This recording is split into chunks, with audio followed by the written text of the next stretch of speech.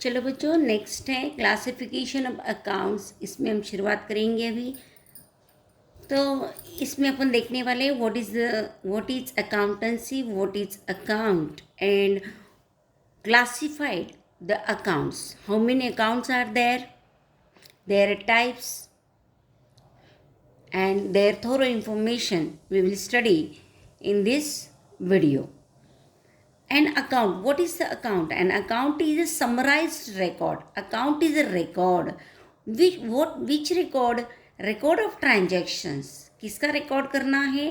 Transaction को record करना है, relating to a particular that transaction which is related to a particular person, particular asset, particular liability, particular head of expenses.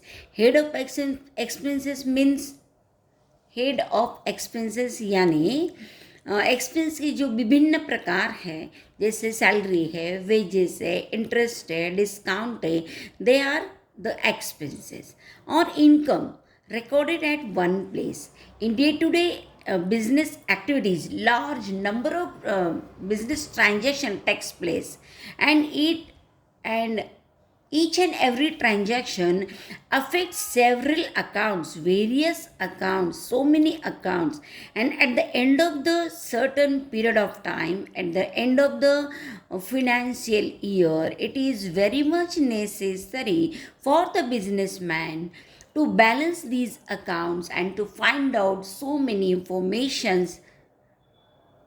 तो ये accounts closed करके बहुत सारे प्रकार की इंफॉर्मेशन जो है वो प्राप्त करना, ये इसका उद्देश्य होता है. तो बैलेंस्ड क्लोज करने के बाद ही ये इंफॉर्मेशन अपने को मिल सकती है. तो ये अकाउंट्स किस तरह रखने होते हैं, ये जो सबसे पहले तो ये अकाउंट्स कौन से हैं, उसके टाइप क्या है, प्रकार क्या है, हर एक का अपना मतलब आइडेंटिफिकेशन क्या है, वो सब हमें ये मेन टॉपिक में देखना है. यही से अकाउंट्स की शुरुआत होती है. Classification of accounts. अकाउंट्स का वर्गीकरण करना है तो मेन दो प्रकार है, personal accounts and impersonal account. नाम में ही आप समझ जाएंगे, पर्सनल अकाउंट का संबंध पर्सन से है, व्यक्ति से है.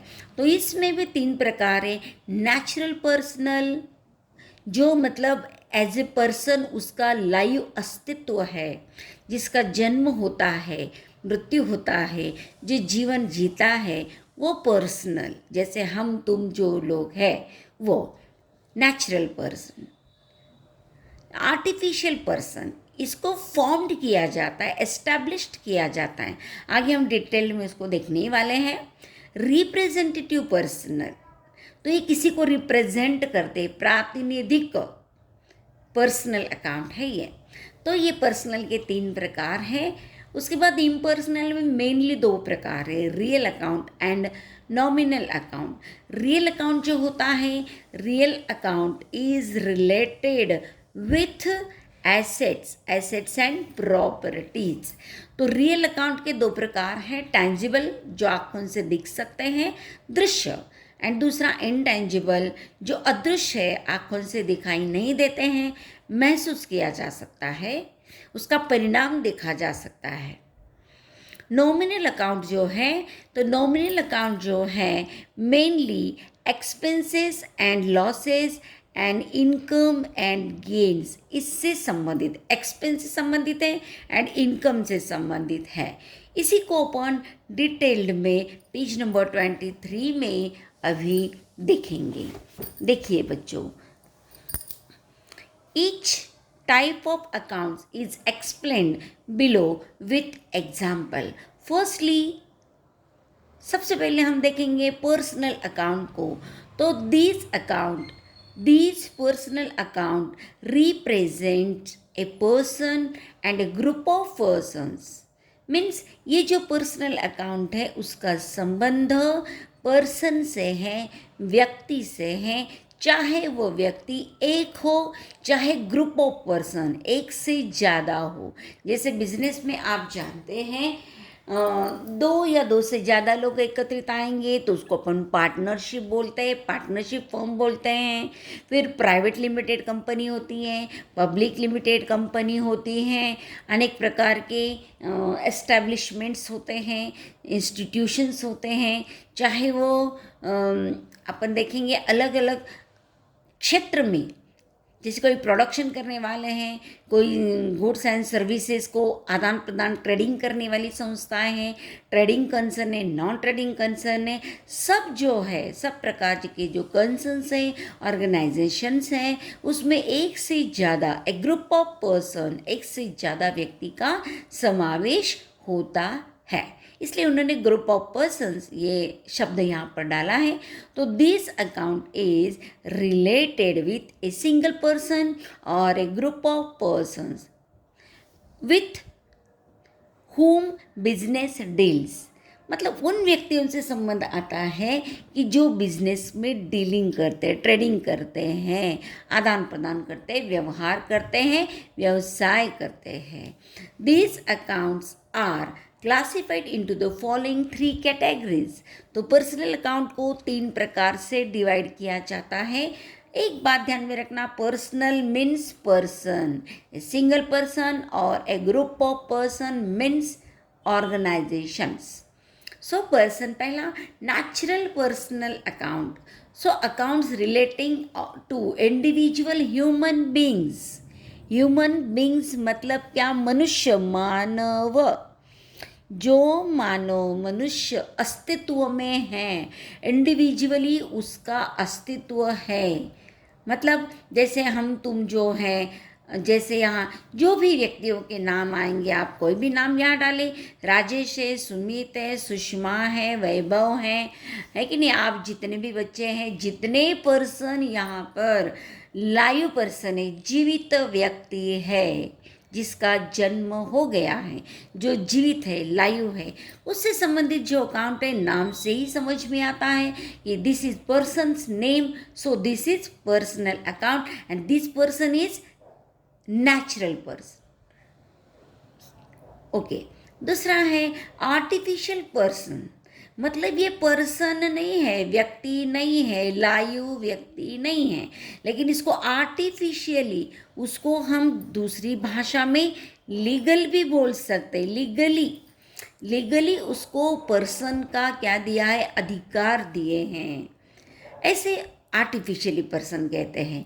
Artificially person means includes accounts of organisations, associations. ये अलग अलग प्रकार के ऑर्गेनाइजेशन हैं, कंसर्न हैं, एसोसिएशंस हैं, बिजनेस उसको कहो, इंस्टीट्यूशन कहो, कुछ भी कहो।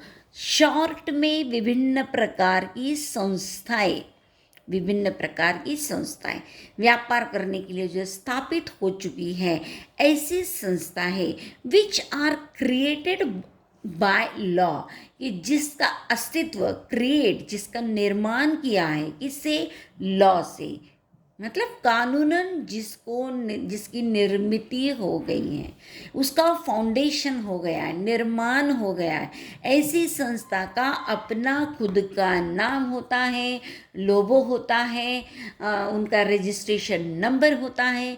उसको स्थापन करने वाले, काम करने वाले, ऑर्गेनाइज्ड करने वाले आते जाते रहेंगे, लेकिन संस्था ये परमानेंटली वर्क करती हैं, क्योंकि उसका अपना खुद का अस्तित्व होता है।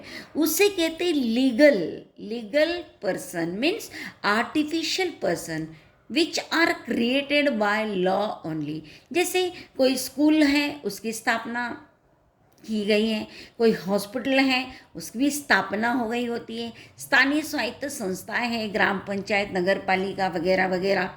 इसके अलावा कोई पब्लिक लिमिटेड कंपनी है, कोई प्राइवेट लिमिटेड कंपनी है, कोई बैंक है, जिसका भी बैंक का भी क्या होता है? फाउंडेशन होता है। एनी टाइप ऑफ क्लब है, कोई भी क्लब है, स्पोर्ट्स क्लब है, लायंस क्लब है, कोई भी क्लब होने दो, इनकी कानूनन बाकायदा उसकी क्या होती है? स्थापना होती है। They are created by law and उनको पूर्ण रूप से एक पूर्ण व्यक्ति का अधिकार इन संस्थाओं को दिया जाता है, इसलिए इन्हें ये आर्टिफिशियली है क्योंकि वो मतलब सजीव नहीं है हमारे जैसे, उनकी स्थापना कर दी गई है। समझ में आ रहा है? इसलिए उनको आर्टिफिशियली कहते हैं।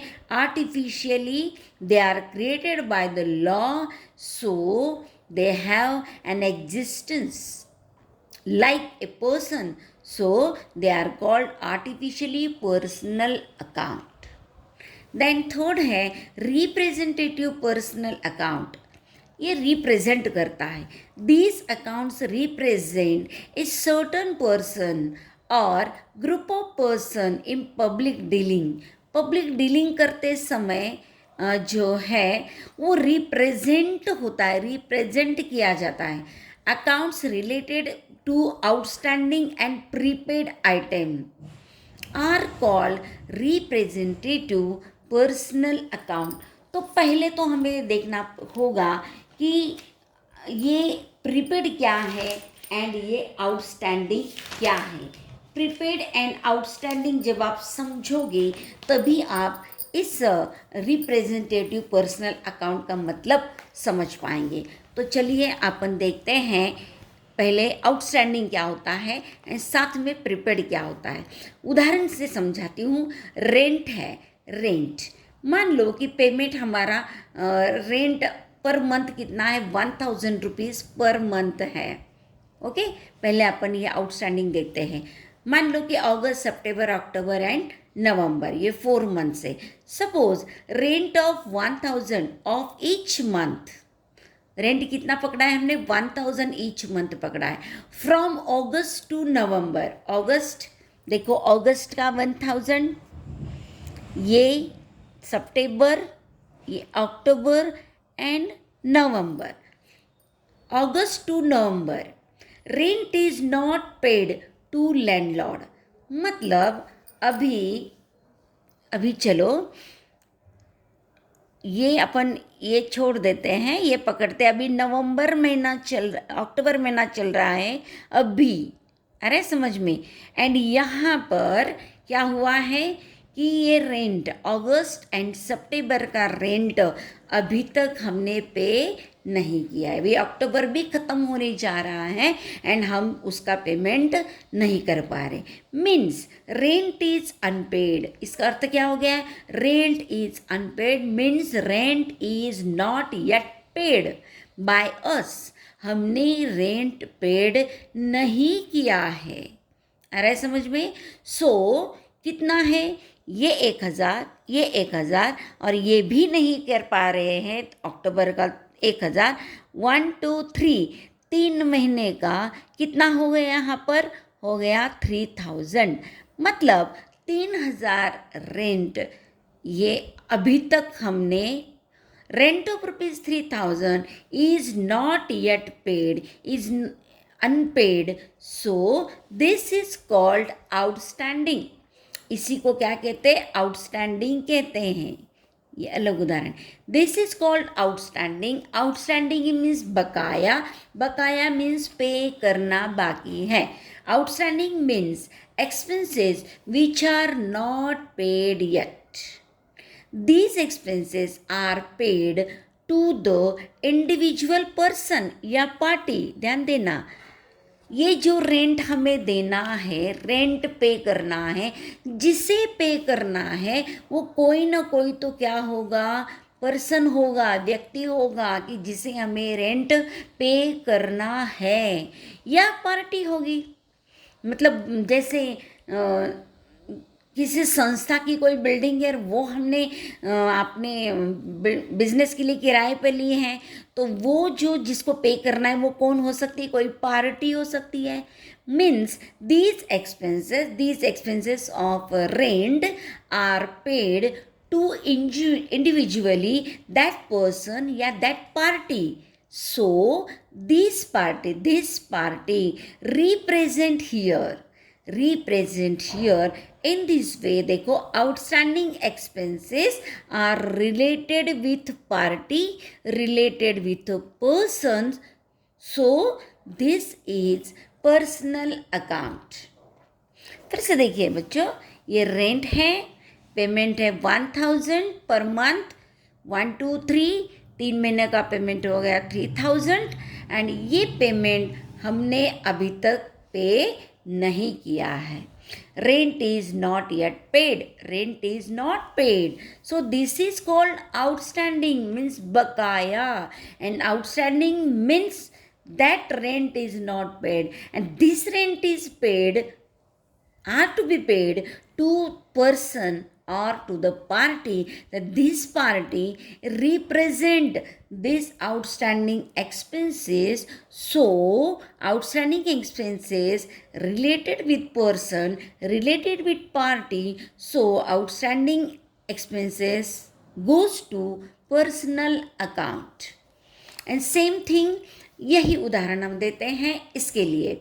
इसके लिए इसको बोलते हैं प्रीपेड. प्रीपेड का मतलब होता है पेड इन एडवांस. क्या बोलते हैं? Paid in advance. पेमेंट वही 1000. अभी देखिए यहाँ पर नवंबर का 1000 है. मान लो अभी नवंबर चल रहा है, नवंबर का 1000 पेमेंट है. दिसंबर, जनवरी, फरवरी 1 2 3 हमने 1 2 3 4 कितना पे किया है? एक्चुअल पेमेंट, एक्चुअल पेड कितना किया हमने? 4000.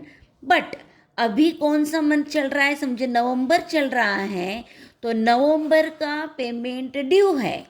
सो this is expenses for us yet. And ये जो है दिसंबर अभी आया नहीं है, जनवरी नहीं आया, फरवरी नहीं आया, मतलब ये रेंट ड्यू नहीं हुआ है, देने के लिए रेडी नहीं है, फिर भी हमने उसको पे किया है. This is called prepaid. Suppose mister Ram paid rent 4000 on 2 December, है कि नहीं? पे किया है. In this case, rent of ₹1000 is paid for November. नवंबर में पेड किया है, विच इज़ ड्यू. ये ठीक है, नवंबर ख़त्म हो गया और हमने उसका पेमेंट दिया है, means rent of November is ready for payment. So we paid that much amount which is due.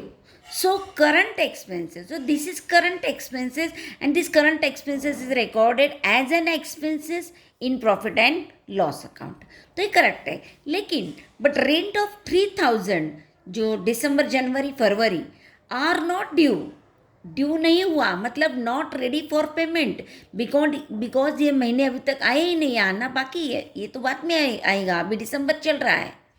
समझ में आ रहा है? और फिर भी still we pay that much amount, फिर भी हमने इसका पेमेंट किया है, मतलब that is prepaid. Prepaid, pre means पहले, पेमेंट किया है.